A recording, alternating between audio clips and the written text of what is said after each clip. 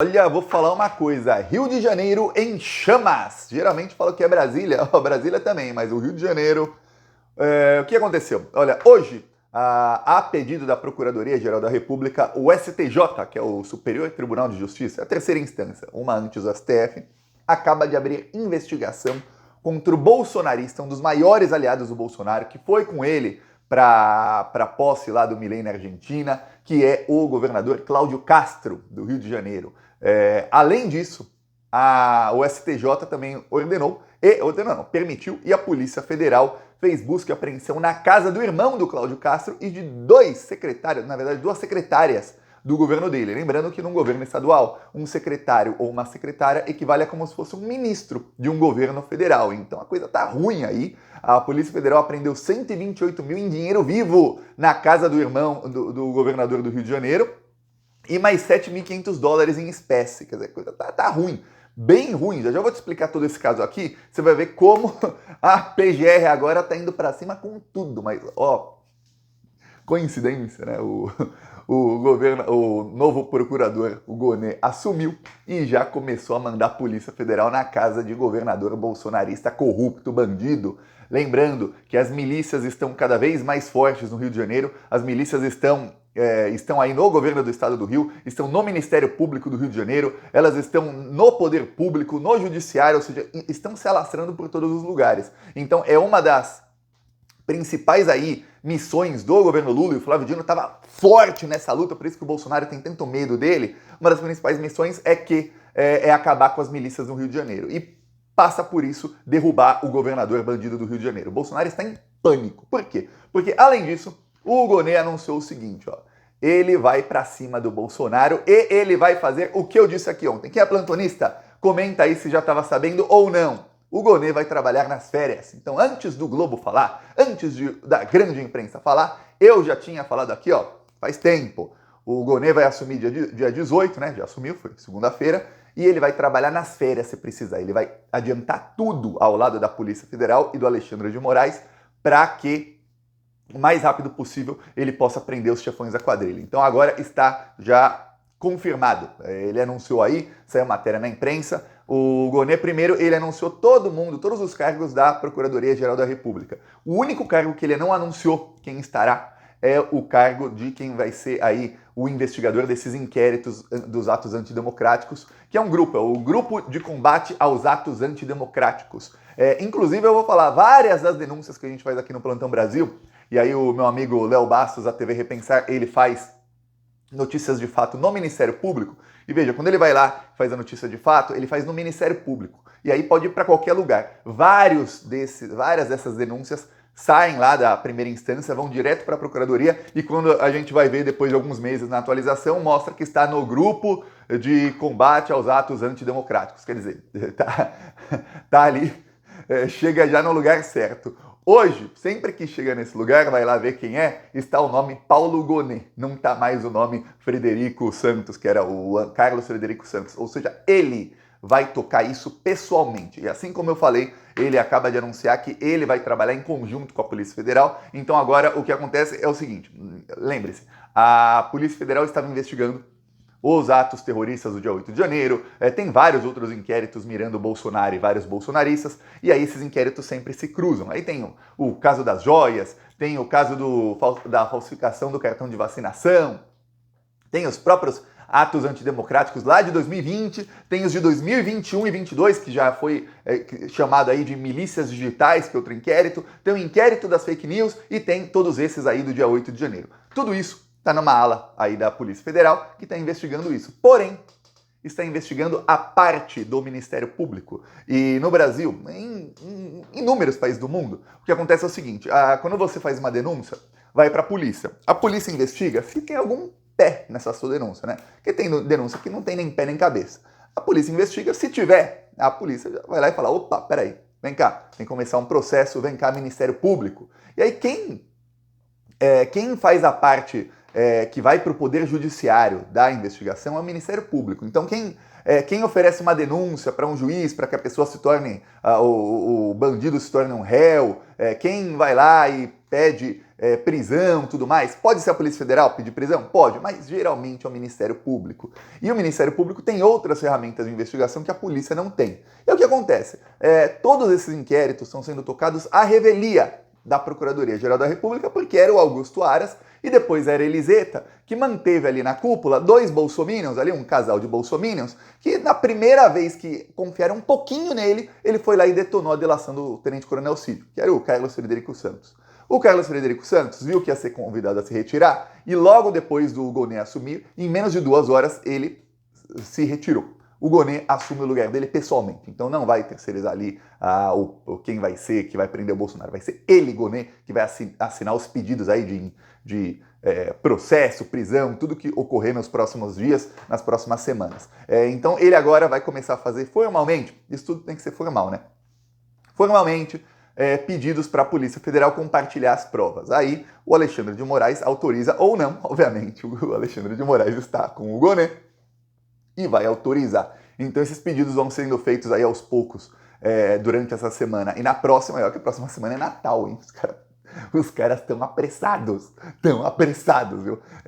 E aí ele vai começar a receber as provas. Aí ele vai usar o recesso para organizar todas as provas, para ver tudo que tem ali contra Bolsonaro, contra os bolsonaristas, para montar ali o quebra-cabeças parecido com o quebra-cabeças que tem a Polícia Federal de todos os crimes que foram cometidos. Quem são os mentores, quem são os incentivadores, muitos são os mesmos, lembre-se disso. Quem são os executores, quem foi que financiou, como é que foi feito, se os generais estavam juntos, se não estavam, como estavam juntos, quais são, qual foi a responsabilidade de cada um em cada passo dessa tentativa de golpe de Estado, que nós sabemos começou muito, mas muito antes dos acampamentos golpistas ou de fecharem estradas na noite da eleição. Muito antes disso. Quem sabe começou mais de um ano antes da eleição, com o Bolsonaro atacando as urnas. Então, tudo isso vai ser montado pela Procuradoria-Geral da República para que quando a Polícia Federal peça indiciamento de muita gente, a Procuradoria-Geral da República peça junto com a Polícia Federal. Então, até então, o que eu estava falando aqui, que é o que foi dito pelo próprio diretor-geral da Polícia Federal, é o seguinte, que em dezembro, antes do fim do ano, então, em dezembro, seria divulgado um relatório final ou parcial do que eles têm. E aí seriam compartilhadas as provas ali com a Procuradoria-Geral da República e seriam feitos pedidos de indiciamento, talvez de prisão de muita gente. Disse ele também numa outra entrevista que até o final do ano saberíamos quem são os mentores disso. Os mentores são os mais importantes, é quem vai pegar aí mais de 100 anos de jaula. Você pode, às vezes tem crime, você sabe quem são os mentores, mas você não sabe exatamente como foi feito o crime em cada uma das partes, ainda mais crimes que são muito complexos, mas você consegue saber quem são os mentores antes. Pois bem, não sabemos se esse relatório vai ser realmente divulgado agora, porque o que está aparecendo, assim, pelo que todo mundo diz lá em Brasília, é o seguinte: a Procuradoria-Geral da República também vai pegar o relatório, não precisa ser divulgado, da Polícia Federal, e também vai pedir indiciamento, já vai pedir denúncia contra todo mundo. Tem gente dizendo que só quando acabar o recesso. Eu acredito que não, porque alguns ministros do STF trabalham de plantão durante o recesso, então vai ser antes. Acredito que será antes. Veremos. Demora um pouquinho para compartilhar as provas, ele quer fazer o trabalho bem feito para que lá na frente não tenha bolsonarista dizendo mas não tinha prova, olha, mas simplesmente fizeram um pedido mal feito aí, queriam prender, foi perseguição. Não, vai ser tudo bem feitinho, para não ficar assim, não faltar nenhum pingo no i, para usar um termo que o bolsonarista adora, né? Gostam lá de um programa de bandidos lá num canal que tem um nome parecido. Não vão faltar pingos nos is aí na denúncia contra o Bolsonaro.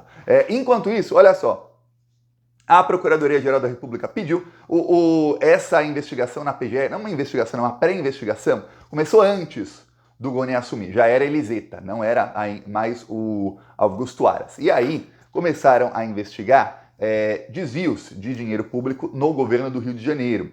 E investigaram que o então vereador Cláudio Castro estava envolvido nisso.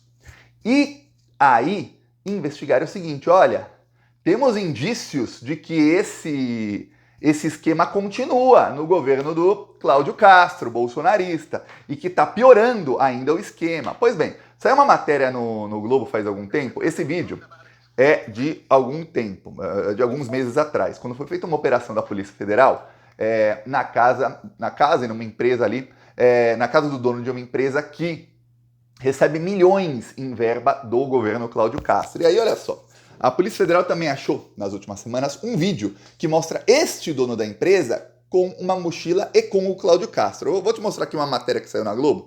Eu deixei o vídeo mais rápido, exatamente para que não tome muito tempo. Zona Oeste do Rio, dia 29 de julho de 2019. O homem de camisa branca que carrega uma mochila é Cláudio Castro, governador em exercício do Rio de Janeiro. Na época, vice-governador do estado. Ao lado dele está o empresário Flávio Chadu, dono da Servilog. A empresa tinha contratos milionários com a Fundação Leão 13, que era subordinada a Cláudio Castro.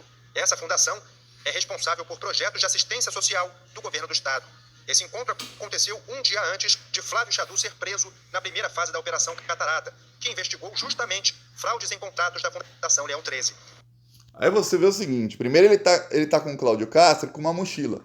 No dia seguinte, isso aqui é o que a Polícia Federal achou na casa dele, dinheiro pra caramba. E o rapaz aí que recebe milhões em contratos, tava aqui com uma mochila, ó, indo pra casa do então vice-governador Cláudio Castro. Dá pra ver aqui que o rapaz está com uma mochila. Pois bem, agora a Polícia Federal foi na casa do irmão do Cláudio Castro, pegou 128 mil em dinheiro, pegou 7.500 dólares, até aí você fala, Thiago, para esquemas milionários isso é pouco. Realmente, tem esquema aí do Cláudio Castro que envolve bilhão, mas tá pouco, né? Um dinheirão. Só que tem uma coisa, a polícia achou também planilhas, com nomes e valores a receber e valores recebidos. E tudo indica que são planilhas de pagamentos de propina, ou seja, o irmão do governador estava metido nisso.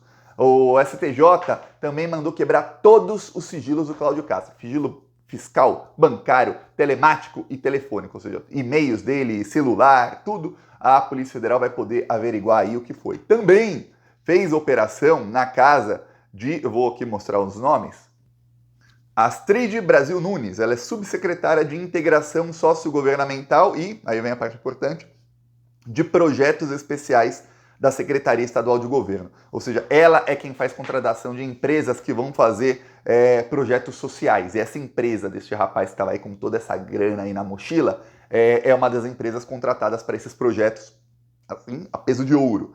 Outro é o Alan Borges, gestor de governança socioambiental da SEDAI. SEDAI é a companhia de água que o Cláudio Castro quer privatizar. Pois bem, aí você vê, a coisa já foi, se não me engano. Aí você vê que a coisa tá ruim para o Cláudio Castro. A Polícia Federal já começou aí na casa dele. Agora, com a mudança na Procuradoria-Geral da República, a tendência é que isso se fortaleça. Uma das prioridades do Flávio Dino como ministro da Justiça é acabar com as milícias. Os bolsonaristas estão apavorados com as novas operações da Polícia Federal, começará a folgar milícias. Por quê? Porque no governo Bolsonaro, essas milícias, muitas ligadas ao bolsonarismo, quando eu digo bolsonarismo, não é a família Bolsonaro só não, tem as milícias lá de Rio das Pedras, Muzema, umas regiões do Rio de Janeiro que são diretamente ligadas ao Flávio e a outros, ok, mas estou falando milícias ligadas a bolsonaristas e a gente que tem essa mesma mentalidade bolsonarista e gente que, obviamente, idolatra o Bolsonaro. Essas milícias começaram a sofrer muito. Elas, durante o governo Bolsonaro, se associaram a traficantes de drogas, a facções de tráfico de drogas. Elas começaram a se armar, o governo Bolsonaro começou a fazer vista grossa para todo tipo de traficante de armas. Então, além das facções e das milícias poderem comprar armas legalmente utilizando laranjas, é ilegal, mas conseguiam, porque não tinha fiscalização propositalmente, o governo Bolsonaro fez de propósito, as facções e as milícias também conseguiam traficar armas que não podiam ser compradas legalmente, eram compradas ilegalmente no exterior e era muito mais fácil, não tinha mais fiscalização nenhuma. Tanto é que a Polícia Federal prendeu na semana retrasada, no Paraguai, um homem que traficou 40 mil armas para o Brasil. Agora você imagina, isso só no governo Bolsonaro, entre 2019 e 2022. Agora você imagina o seguinte, se o cara traficou 40 mil armas para o Brasil, que são armas que eles não compraram legalmente, quantas armas e fuzis não compraram legalmente? Facções criminosas e milícias. É muita arma, mas muita arma mesmo. Por isso que eles estão com um poder enorme. Por isso, nunca tiveram tanto poder na história, essas facções, esses criminosos. Então, o Flávio Dino começou a ir para cima com tudo. O Lula mandou o exército, marinha ir para cima deles, tudo mais. Por isso, o desespero deles com o Flávio Dino. Agora, tem uma chance enorme desse caso no STF vai ser sorteado o relator. Já tá pensando no que eu tô pensando? E se esse processinho aí cai nas mãos de você sabe quem? Aí vai ficar ruim. mas vai ficar muito ruim para os bolsonaristas. Tá entendendo agora o tamanho do pânico deles, né? Mas é pânico mesmo. E olha, pega direto ali no coração do bolsonarismo, que é o governo do Rio de Janeiro e milícias. Então, veja, o Gonê tá indo para cima de maneira, olha, tá indo com tudo, viu? Tá um pânico total lá no bolsonarismo. Eu peço aí sua inscrição no canal, a gente vai rir muito, viu, dessa coisa. Acabarão todos presos. Anota aí, anota, ó, anota. Thiago escreveu que acabarão todos presos. Cola na sua geladeira e espera o dia. Aproveita e já compra aí um espumante, um champanhe, um suco de laranja, o que você gostar aí para comemorar no dia que forem todos presos, viu? Falou!